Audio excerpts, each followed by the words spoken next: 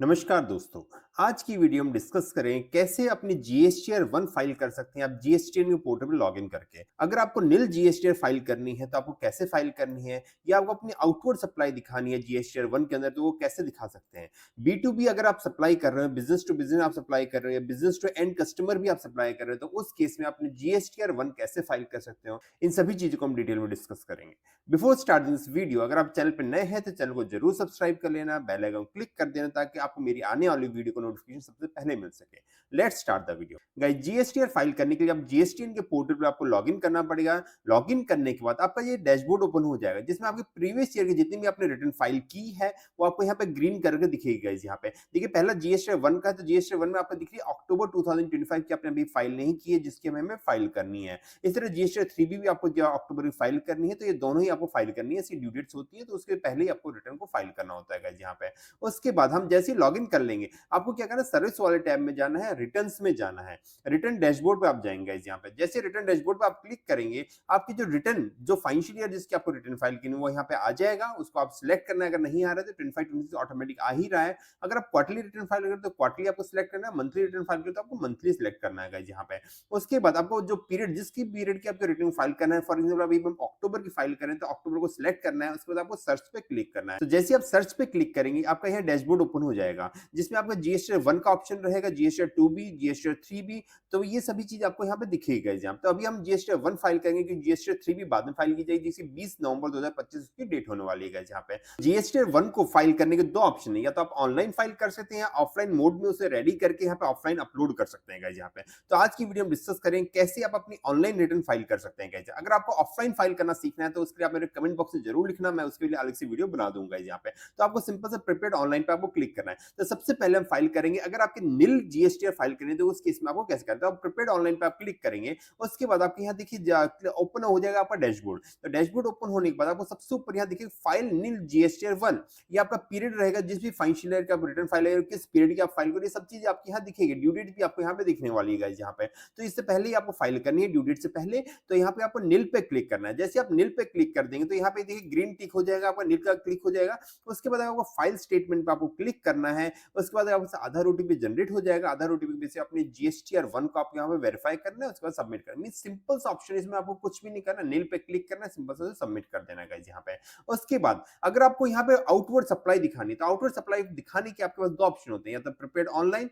या offline. Means आपकी GSTR निल नहीं जानी है, आपको कुछ सेल की वो आपको शो करनी है। तो ऑनलाइन या ऑफलाइन दोनों में से आपको ऑप्शन को सिलेक्ट करना है। फॉर एग्जांपल अभी हम ऑनलाइन रिटर्न फाइल करते हैं तो पहले वाले ऑप्शन को सिलेक्ट करेंगे। तो पहले ऑप्शन में जैसे आप क्लिक करोगे तो वही सेम विंडो आपकी ओपन हो जाएगी। निल वाली ऑप्शन भी ऊपर दिखेगा। उसके बाद ऐड रिकॉर्ड्स मींस जिसमें आप अपनी आउटवर्ड सप्लाई जो भी हो गया, चाहे बी2बी हो, बी2सी हो, एचएसएन कोड हो, जो सब चीजें आपको यहाँ पे अपडेट करनी पड़ती है। इस तरह से सेकंड ऑप्शन होता है अमेंड रिकॉर्ड, मींस जो आपने ऊपर फर्स्ट वाले ऑप्शन में आपने जो भी रिकॉर्ड डाले हैं अगर उसमें कोई अमेंडमेंट करनी है तो आप सेकंड वाले ऑप्शन में जा सकते हैं। गाइस, यहाँ पे या फिर आपने ई इनवॉइस वाला ऑप्शन आपने सिलेक्ट किया तो उसकी हिस्ट्री आपको यहाँ पे दिख जाएगा। जब तीनों ही ऑप्शन आपको यहाँ दिखने वाले हैं। तो जैसे आप सेकंड वाले ऑप्शन पे आप क्लिक करते हैं तो उसमें अमेंडमेंट रिकॉर्ड मीन जो भी आपको फर्स्ट वाला ऑप्शन दिख रहा है उन्हीं सब के लिए अमेंडमेंट का ऑप्शन आपको यहाँ पे दिखने वाला है। लाइक आप इनवॉइस में कोई अमेंडमेंट करना चाहते हो, बी2सी में आप अमेंडमेंट करना चाहते हो, बी2बी में अमेंडमेंट करना चाहते हो, वो सारे ऑप्शन आपको यहाँ दिखेंगे। तो सेकंड वाला ऑप्शन केवल अमेंडमेंट के लिए यूज किया जाता है। इस तरह थर्ड वाला जो ऑप्शन होता है वो ई इनवॉइसिंग में जो भी आपकी हिस्ट्री होती है वो सारी यहाँ पे अवेलेबल हो जाती है। अगर कोई भी ई इनवॉइसिंग हिस्ट्री नहीं है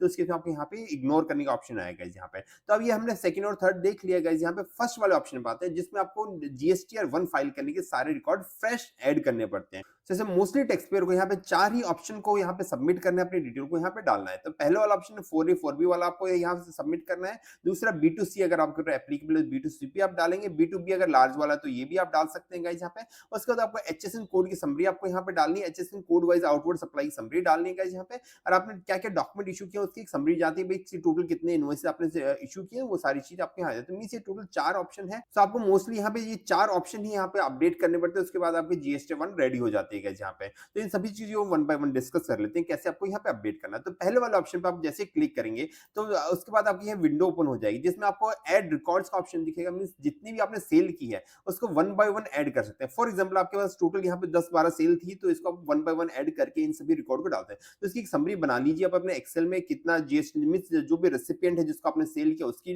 रेसिपिएंट का नाम क्या रहेगा, इनवॉइस नंबर आपको डालना है, इनवॉइस की डेट किस दिन आपने इश्यू की है, इनवॉइस डेट। ये एक फॉर्मेट है जो जीएसटी पोर्टल ने दिया है गाइस यहाँ पे। तो इसमें इनवॉइस की वैल्यू आपको डाल के रखनी है। तो जिससे क्या होगा, सिंपल से कॉपी पेस्ट कर सकते हैं या फिर उसे टाइप कर सकते हैं। प्लेस ऑफ सप्लाई आपको सिलेक्ट करनी है जहां भी आपने सप्लाई की है, रिवर्स चार्ज एप्लीकेबल है या नहीं है, कितने परसेंट आपकी जीएसटी लगने वाली। तो ये एक फॉर्मेट है जो जीएसटी पोर्टल में अवेलेबल है। तो इस फॉर्मेट में ही आपको यहाँ पे रिकॉर्ड को रेडी करके रखना है ताकि आपको सिंपल से वहां पे ऐड करना पड़े। तो सिंपल से फॉर एग्जांपल मैं आपको एक रिकॉर्ड ऐड करके दिखा देता हूं। तो सिंपल से आपको ऐड पे क्लिक करना है। ऐड पे जैसे आप क्लिक करेंगे तो उसके बाद आप सिंपल सा जो रेसिपिएंट है जिसको आपने सेल किया है उसका जीएसटी नंबर आप यहाँ पे डालेंगे। तो जैसे जीएसटी नंबर डालेंगे उसका नाम ऑटोमेटिक आ जाएगा। तो इसको आपको वेरीफाई कर लेना। तो इससे क्या होगा, आपको पता चल जाएगा भाई आपने इसको सेल किया है, यस उसका नाम भी आपने वेरीफाई कर लिया।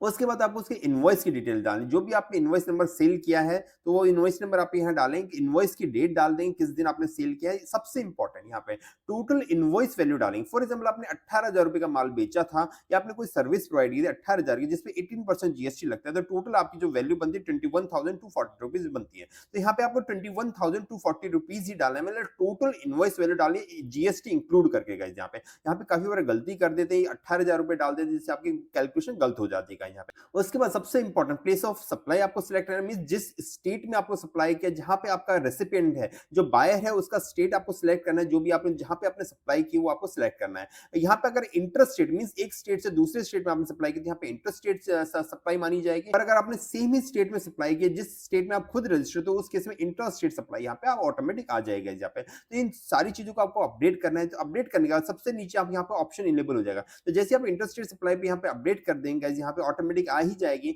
उसके बाद देखिए यहाँ पे आईजीएसटी का ऑप्शन आ जाएगा। पर अगर यहाँ पे इंटर स्टेट सप्लाई होती है तो यहाँ पे सीजीएसटी और एसजीएसटी का ऑप्शन आपको यहाँ दिखता है गाइस यहाँ पे। तो ये ऑटोमेटिक सिस्टम यहाँ पे रहता है गाइस यहाँ पे। तो जो भी आपने यहाँ पे इनवॉइस वैल्यू मींस यहाँ पे 21,240 डाली, पर आपको नीचे यहाँ पे जो भी 18% के सामने आपको यहाँ पे 18,000 डाली, जिसपे ऑटोमेटिक सिस्टम यहाँ टैक्स कैलकुलेट कर लेगा। यहाँ पे आपको 21,000 नहीं डालना है बिल्कुल भी।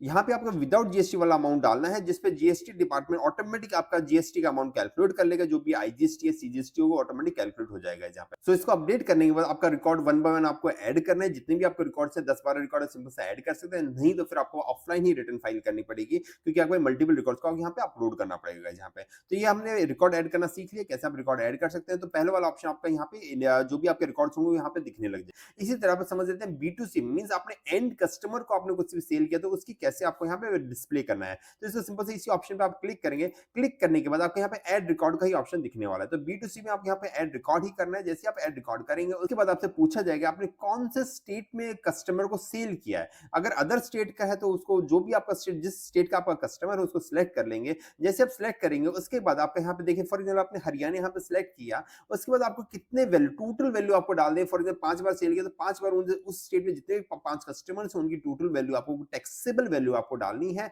जिसपे आपका जीएसटी कैलकुलेट होगा। यहाँ पे एक्सक्लूडिंग जीएसटी डालना मींस इसमें जीएसटी का अमाउंट इंक्लूड नहीं होगा। तो जैसे आप वो वैल्यू फॉर एग्जाम्पल आपने यहाँ पे 1 लाख रुपए डाला, इंटरस्टेट सेल थी, तो यहाँ पे जीएसटी का रेट आपको सिलेक्ट करना है 28%। अगर आपका एप्लीकेबल 28%, 18% जो भी आपका एप्लीकेबल वो आप यहाँ पे सिलेक्ट करेंगे। क्योंकि यहाँ पे इंटरस्टेट सेल थी तो यहाँ पे जो जीएसटी कैलकुलेट होगा, आईजीएसटी कैलकुलेट होगा, तो ऑटोमेटिकली इस पे 1 लाख रुपए 28,000 रुपए का यहाँ पे जीएसटी कैलकुलेट हो गया है। तो इसको सिंपल से आप सेव कर दें। तो ऐसे करके वन बाय वन आपको सारे रिकॉर्ड्स ऐड करने का यहाँ पे। तो ये वाला ऑप्शन भी आपका इनेबल मींस हमने पहला वाला सीख लिया, दूसरा वाला आपने सीख लिया। उसके बाद आपको एचएसएन वाइज समरी यहाँ पे आपको अपडेट करनी मींस जितनी भी आपने आउटवर्ड सप्लाई डाली है उसको एचएसएन कोड वाइज बाइफरकेट करना है, उसकी वैल्यू को यहाँ पे शो करना है। जो मींस ये प्रॉपर एक रिकंसिलिएशन हो जाता है भाई ये वाले डेटा जो टोटल यहाँ टूल वाली टेबल से मैच हो जाएंगे यहाँ पे। तो एचएसएन वाली समरी पे जैसे आप क्लिक करेंगे उसके बाद आपको एचएसएन कोड डालना है। तो उसके लिए आपको यहाँ पे लिस्ट भी दी गई है, जो भी आपकी सप्लाई है उसका एचएसएन कोड यहाँ पे देख सकते हो, उसको वेरीफाई कर सकते हो। उसके बाद आपको सिंपल से एचएसएन कोड डालना है, उसका डिस्क्रिप्शन डालना है, total taxable value. For example आपने एक एचएसएन कोड के अंदर आपने 10 बार इनवॉइसेस इशू किए हैं तो उन सभी 10 इनवॉइसेस का टोटल यहाँ पे डालेंगे,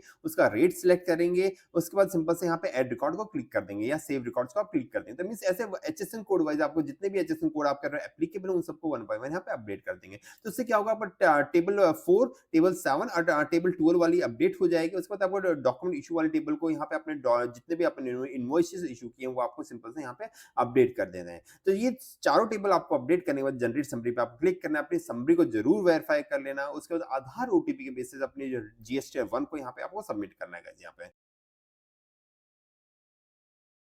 सो गाइस, आज की वीडियो में डिस्कस किया कैसे आप अपनी जीएसटी 1 फाइल कर सकते हो खुद से जीएसटी के पोर्टल में जाकर। अगर आपको इससे रिलेटेड कोई भी सर्विस लेनी है टैक्स एक्सपर्ट की, तो अपनी जीएसटी की रिटर्न फाइल करानी है तो आप स्क्रीन पे नंबर कांटेक्ट कर सकते हैं गाइस यहाँ पे। Guys, hope you find this video informative. Video अच्छी लगे तो वीडियो को जरूर लाइक करना, चैनल को सब्सक्राइब कर लेना, इस वीडियो को ज्यादा शेयर करना।